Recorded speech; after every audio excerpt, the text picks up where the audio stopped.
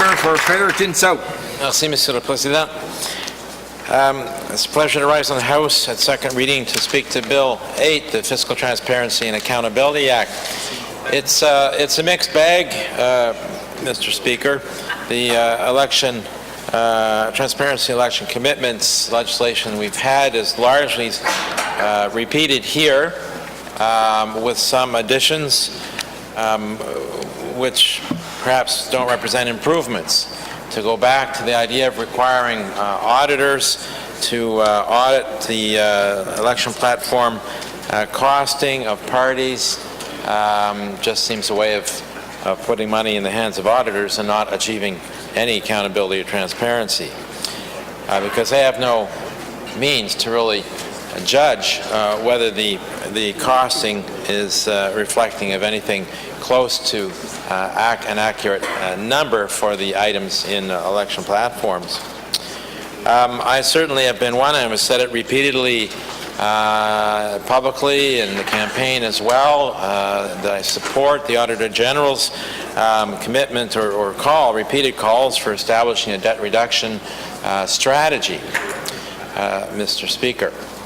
But it seems somewhat problematic to me to set actual targets within a statute of this legislature, because they're subject to change by little or by a lot for various reasons that might occur. So to set them in the stone of a statute seems unwise. But we can talk about that excuse me, at committee. I do like, Mr. Speaker, and this is something akin to what we committed to in the election campaign, and that is that when new programs are planned during a fiscal year that weren't part of the main estimates, something needs to be done. This bill suggests that they be approved by Treasury Board, and again, we'll talk about this in committee, but it would make more sense to me that they have to come to the legislature as budget estimates do. If there's a new program that's going to that was not in budget estimates, it seems to me it should require the approval of the legislature, perhaps through the Committee of Supply. In any event, that's where it goes. This question of where it goes is the issue. One of the in a sense, most worrisome things in the bill to me is it tries to run over the rules of this House of Assembly in terms of what constitutes a valid vote in the legislature by, in its Section 10, suggesting that suddenly a two-thirds majority vote is required to achieve something, Mr. Speaker. And it seems to me that runs afoul of the rules of this House, and that if that were to be done, it would need to be done through an amendment to our rules, not in legislation.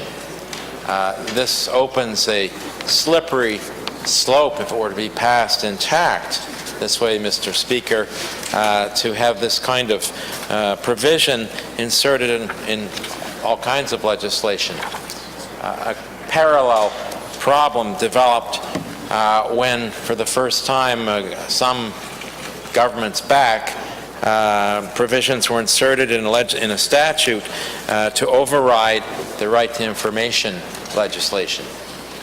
And successive governments took that open door to add similar provisions in other legislation. So ministers thought that would be a great way in successive governments to try and lock down information in the departments by putting it into statutes they are responsible for. So we don't want to go down that road here, Mr. Speaker. I don't even know if this is appropriate, and we can get advice from the clerks on this and other experts. But that does give me concern that this has been inserted in the bill. I think that there are areas of improvement too that the bill seems to have missed when we're talking about fiscal transparency and accountability. There's nothing in here about ensuring that tax expenditures are transparent, Mr. Speaker, and of course those are real costs to New Brunswickers, real costs to the budget. And when I say tax expenditures, more popularly people would know them as tax breaks. And in this House I've argued frequently that at budget time there needs to be a requirement that the tax expenditures are presented along with the projected estimates of revenues and actual cash expenditures, Mr. Speaker, because that adds up to a sizable amount of money. It would enable both the public to make some determination of what they thought are reasonable tax expenditures or tax breaks and those that aren't, whether it's for individuals or for corporations, and obviously would make it transparent to all members to aid us in our work.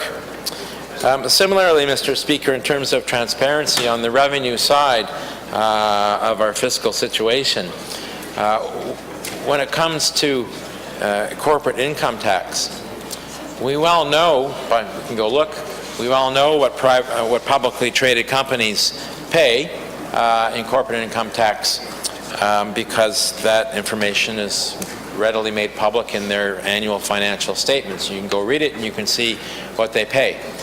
So we know what the corporate tax rate is. You can go look up a publicly traded company operating in New Brunswick and see are they paying the full amount, or is it somewhat less based on the various tax breaks that are available to them to utilize.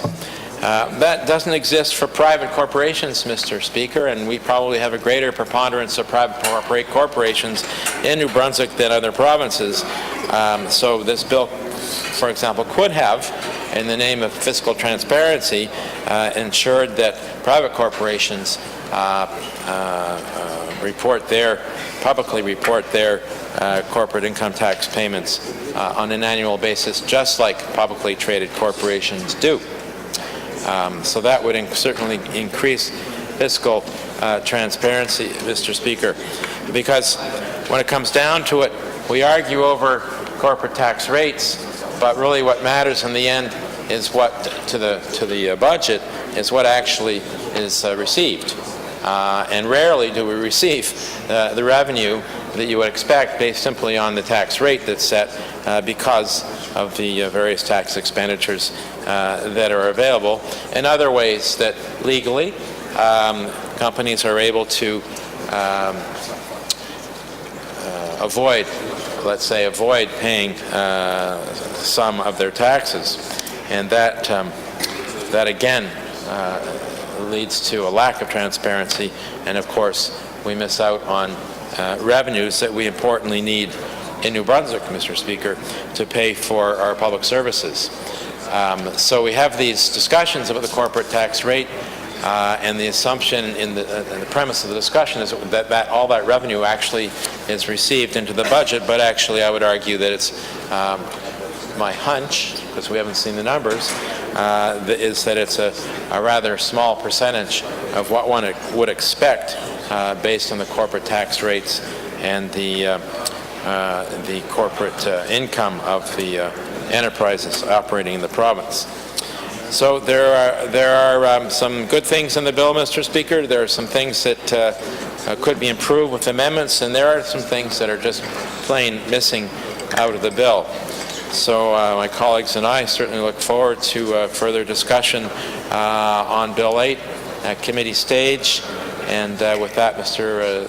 Speaker, I would say that certainly, in principle, at second reading, I will support the bill. Thank you. The member for Fredericton.